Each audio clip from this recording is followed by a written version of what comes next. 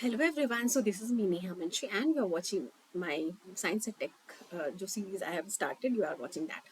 ठीक है, so in today's video or lecture we will be taking up a very small topic, extra chromosomal DNA, but that may be important for your examination point of view because the examination pattern have been changed और अब short notes भी आता है, ठीक है. तो this was in news, that is why it has become important और इसको समझ लेंगे एक बार तो इसमें बहुत ज़्यादा दिमाग लगाने की ज़रूरत नहीं, बहुत अच्छे से इसको निकाल सकते हैं आप शॉर्ट नोट्स में अगर आ जाता है तो. ठीक है, या फिर लॉन्ग में भी अगर इस क्वेश्चन में जैसे जीन थेरेपी पे आता है क्वेश्चन तो ये चीज़ आपको वहाँ से कम कभी थोड़ा सा यूज़ आ जाएगा. ठीक है, तो चलिए देखते हैं आज कि हम लोग ये एक्स्ट्रा क्रोमोसोमल डीएनए क्या होता है. ठीक है, तो अभी क्या हुआ है, पहले थोड़ा सा हम लोग उसका थोड़ा बैकग्राउंड देखेंगे कि क्यों आ गया न्यूज़ में, क्यों नॉर्मल इंसान को भी ज़रूरत है या फिर क्यों एस्पिरेंट को ज़रूरत है एक्स्ट्रा क्रोमोसोमल डीएनए जानने की. ठीक है, तो देखो क्या होता था ना, एक्स्ट्रा क्रोमोसोमल डीएनए की वजह से पहले के ज़माने में मतलब 50 साल पहले का अगर डेटा उठाते हैं तो डिजीज इसके वजह से बहुत ज़्यादा नहीं देखने को मिलता था, इसीलिए उतना ज़्यादा उसको नहीं पढ़ा गया, रिसर्च नहीं किया गया, उस पर स्टडीज नहीं दिए हैं. बट अब धीरे धीरे क्या हुआ है कि यहाँ पे देखो, recent research indicates that extra chromosomal DNA is found in 40% of cancer cell lines. ठीक है, and up to 90% of patient derive brain tumor samples, highlighting its crucial involvement in cancer biology. Now see, जो चीज 1% हुआ करता था, 2% हुआ करता था, अब ये 40% हो गया है कैंसर वाले उसमें, कैंसर वाले जो पेशेंट है उसमें, और जिनमें ट्यूमर है, ब्रेन ट्यूमर का सैंपल कलेक्ट किया गया तो उसमें 90% लोगों को देखा गया कि उनका जो एक्स्ट्रा क्रोमोसोमल डीएनए था वो डैमेज हो रहा है. ठीक है, तो अब इससे क्या होगा, इससे क्या होगा या फिर एक्स्ट्रा क्रोमोसोमल डीएनए क्या है, इसका क्या यूजेस है, अच्छा चीज़ है या नहीं, बुरा चीज़ है, क्या क्या बुरा कर सकता है हमारी बॉडी में, ये सब कुछ हम लोग समझेंगे. सबसे पहले तो आप ये समझिए डीएनए के बारे में आप लोग सब जानते हैं. डीएनए क्या है, डीऑक्सी राइबोन्यूक्लिक एसिड, जो कि जेनेटिक मटेरियल है हमारे बॉडी का, हमारे सेल का. और ये क्या करेगा, ये इंफॉर्मेशन कैरी करेगा F1 जनरेशन से F2, मतलब एक जनरेशन से 1 जनरेशन से लेके ये 2 जनरेशन तक क्या कर रहा है, ये जेनेटिक इंफॉर्मेशन को पास ऑन कर रहा है. मतलब कि अगर किसी के जीन में है कि ये डिजीज इसको नहीं होगा तो फिर उसके उसके बच्चों में भी वही इंफॉर्मेशन जाएगा. ठीक है, तो जेनेटिक इंफॉर्मेशन लेके जाता है, मतलब ये इस तरीके का एक व्हीकल हो गया जो जेनेटिक इंफॉर्मेशन को एक जनरेशन से दूसरे जनरेशन में लेके जाएगा.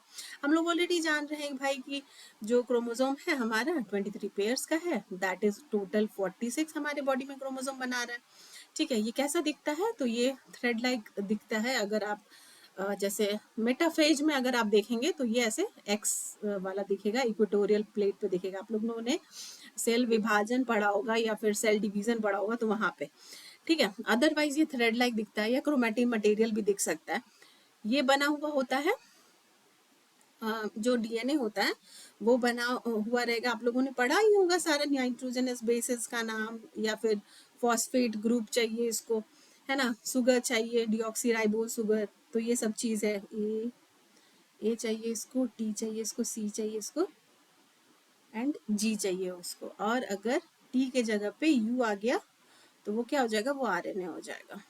ठीक है, तो डीएनए की बात कर रहे हैं हम लोग, एटीसीजी इसके नाइट्रोजनस बेस पेयर है. ये क्या करता है भाई, तो ये जेनेटिक इंफॉर्मेशन को स्टोर करता है और फिर वो नए जनरेशन में पास ऑन कर देता है. ठीक है, तो अब हम लोग एक्स्ट्रा क्रोमोसोमल डीएनए के बारे में तो समझ लिए या फिर आप लोग जानते ही हैं already, but extra chromosomal DNA क्या है, ये अचानक से क्यों ऐसा बन के आ रहा है कि एक्स्ट्रा क्रोमोसोमल डीएनए. ठीक है, तो देखो हमारे बॉडी में ना, हमारे बॉडी में एक तो है न्यूक्लियस के अंदर. ठीक है, न्यूक्लियस यानी कि हिंदी में इसको केंद्रक बोलते हैं. केंद्रक के अंदर डीएनए है, मतलब क्रोमोसोम है, क्रोमोसोम के अंदर जीन है, जीन के अंदर डीएनए है. ठीक है, तो वहां पे तो डीएनए है और वो जेनेटिकली हम लोग जानते हैं कि जेनेटिकली जो इन्फॉर्मेशन है, ज़्यादा जेनेटिक इन्फॉर्मेशन जो है उसी के थ्रू पास ऑन होता है. बट ऐसा नहीं है कि सिर्फ वहीं पे है. ठीक है, माइटोकॉन्ड्रिया के अंदर भी डीएनए रहता है. ठीक है। और थोड़ा सा डीएनए साइटोप्लाज्म में भी रहता है, कोशिका द्रव्य कहते हैं इसको हिंदी में।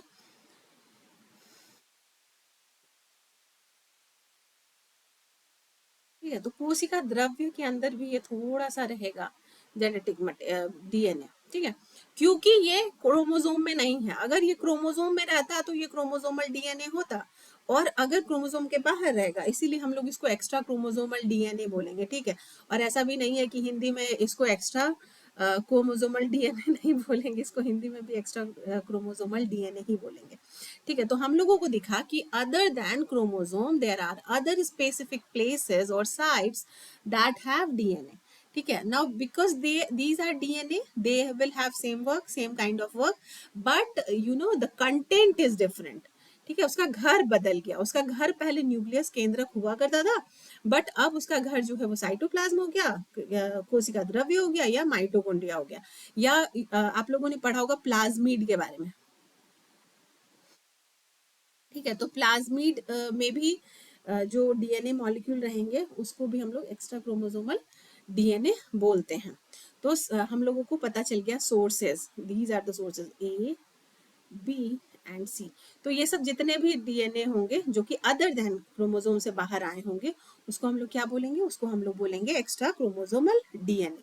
अब भाई ये कैसे बनता है? ठीक है, नॉर्मल नॉर्मल वाले जो क्रोमोसोम है वो तो हमारा जेनेटिकली जेनेटिक इंफॉर्मेशन है, आया हुआ है हमको अपने जीन्स में। ठीक है, जीन्स में आ गया। बट कभी कभी ये बनता कैसे है, तो ये भी थोड़ा सा समझ लीजिए कि ऐसा नहीं है कि हवा में आ रहा है जेनेटिक जो ये है ये मतलब ये extra chromosomal DNA, EC DNA. ठीक है, क्या हो सकता है? डीएनए कभी कभी डैमेज हो सकता है। ठीक है, डीएनए डैमेज हो सकता है, बहुत सारा वजह है उसका। रेडिएशन हो सकता है, म्यूटेशन हो सकता है, या फिर क्रोमोसोमल एबरेशन हो सकता है। किसी भी वजह से डीएनए डैमेज होगा, और जब डीएनए डैमेज होगा तो डीएनए को फ्रैगमेंट कर देगा। डीएनए को फ्रैगमेंट कर देगा, फ्रैगमेंटेशन हो जाएगा, मतलब कि छोटा छोटा टुकड़ा बन जाएगा, फ्रैगमेंटेशन। ठीक है, तो यहाँ पे आपको डीएनए फ्रैगमेंट्स मिलेंगे, तो that is your EC DNA. दूसरा क्या हो सकता है कि आप लोगों ने ही पढ़ा है कोशिका विभाजन के दौरान कि सेलुलर रेप्लिकेशन होता है ना, रेप्लिकेशन होता है। तो अगर अगर डीएनए की कॉपी होने में, डीएनए का कॉपी हो रहा है और इसमें एरर हो गया, इसमें मिस्टेक आ गया, तो फिर एक्स्ट्रा क्रोमोसोमल डीएनए जो है वो बन के ही मानेगा, वो नहीं छूटेगा। वो क्रोमोसोम न्यूक्लियस के जगह बाहर चला जाएगा। ठीक है, तो वो चीज हो सकता है। और भी बहुत सारे रीजन है, उतना आप लोगों को नहीं जानना है। जैसे रेप्लिकेशन फॉर्क के वजह से भी हो सकता है, मतलब इंटरनल जो चीजें हैं ना उसके वजह से भी ईसी डीएनए बनता है। तो नॉर्मली आप ये ध्यान रखिए कि डीएनए का डैमेज होगा या रेप्लिकेशन होगा, तो अगर कुछ चीज गड़बड़ाया बॉडी के अंदर तो ईसी डीएनए बन जाएगा। ठीक है,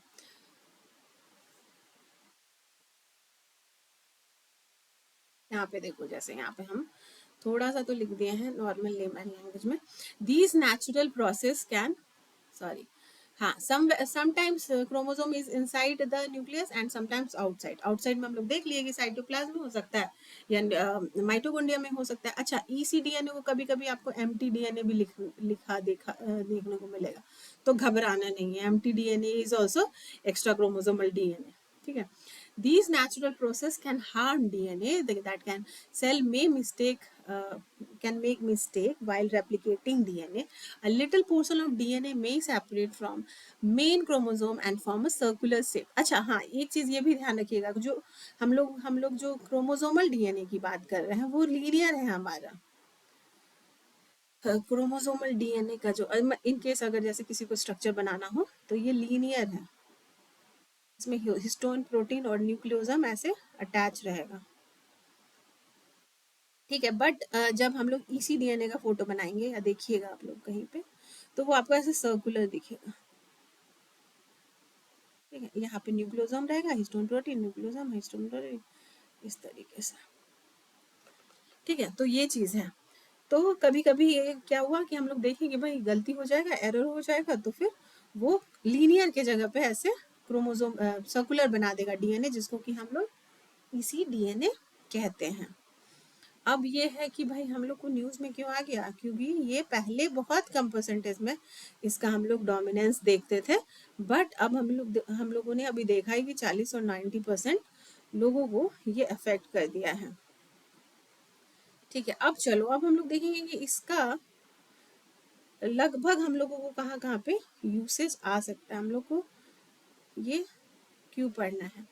देखो, सबसे सबसे पहले यहाँ पे एक ही चीज लिखा हुआ है, लेकिन I will try to give you more points. ECDN and cancer growth, ठीक है, ईसीडीएनए में increase oncogene gene expression leading to greater cancer prevalence. ठीक है, तो अगर जैसे जैसे हम लोग देख रहे हैं कि ईसीडीएनए बढ़ेगा, ठीक है, जैसे ईसीडीएनए का आप देख लिए कि डीएनए डैमेज हो जाना चाहिए या फिर रेप्लिकेशन के थ्रू एरर आ जाना चाहिए, और इसके वजह से क्या होगा कि डीएनए में डैमेज देखने को मिलेगा।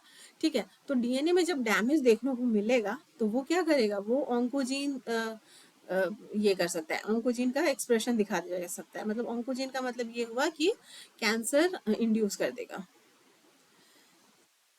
ठीक है, कैंसर इंड्यूस कर देगा।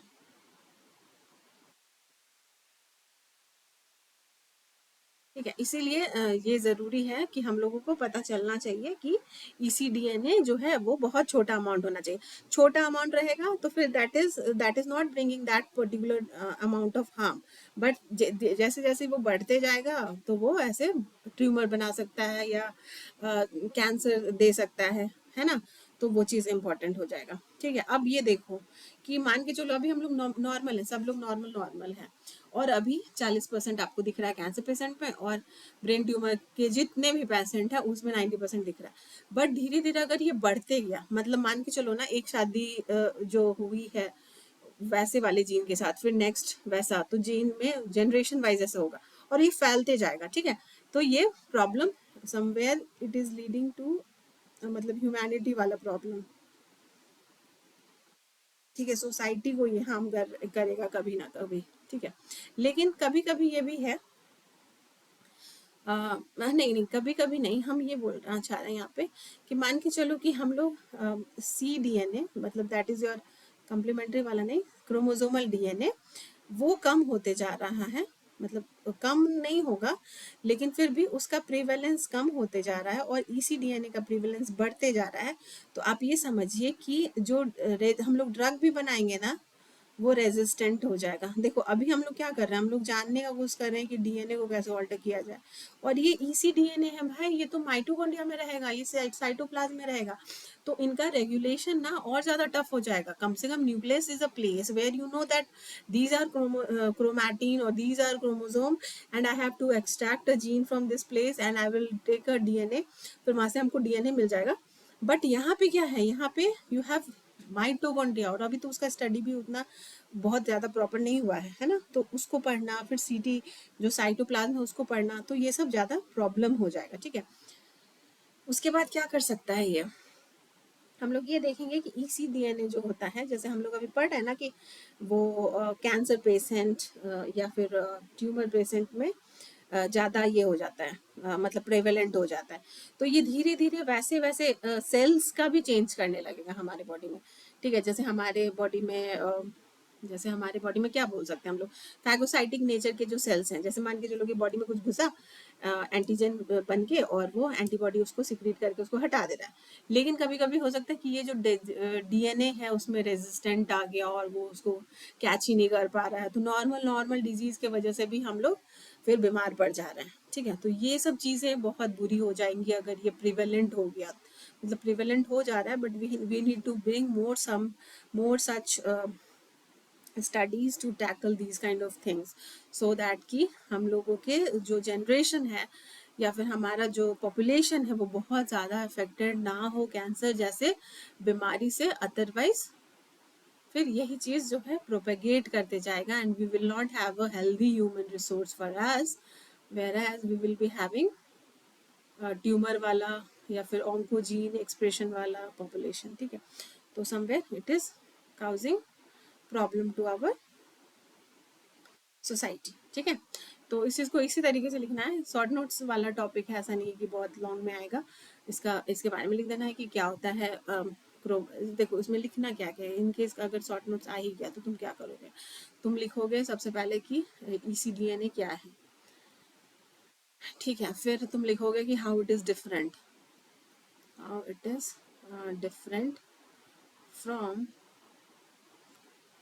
फ्रॉम नॉर्मल वाला जो क्रोमोसोमल DNA है उससे कैसे ये डिफरेंट है, ठीक है, इसका क्या स्कोप है, या फिर ये कितने टाइप्स का होता है, ठीक है, जैसे कि हम लोग देखें ना प्लाज्मिड है, बैक्टीरियल है, या फिर अभी क्रोमोसोमल वाला, ठीक है, तो ये सब सर्कुलर वाला, उसके बाद क्या हो जाएगा इसका, फिर हम लोग देख सकते हैं कि ये होता कैसे, इसी DNA का फॉर्मेशन बना कैसे, फ्रैगमेंटेशन से बना, रेप्लिकेशन एरर से बना, तो ये फॉर्मेशन भी आप लोग लिख देंगे। उसके बाद आप लिख देंगे कि वंस इट हैज़ अराइव्ड और once it has dominated the genes, ठीक है, तो what changes it will bring to the society, changes that it will bring to the society। हाँ, चलो, तो ये होता है तुम्हारा ECDNA, और नेक्स्ट टॉपिक हम लोग नेक्स्ट डे कवर करेंगे।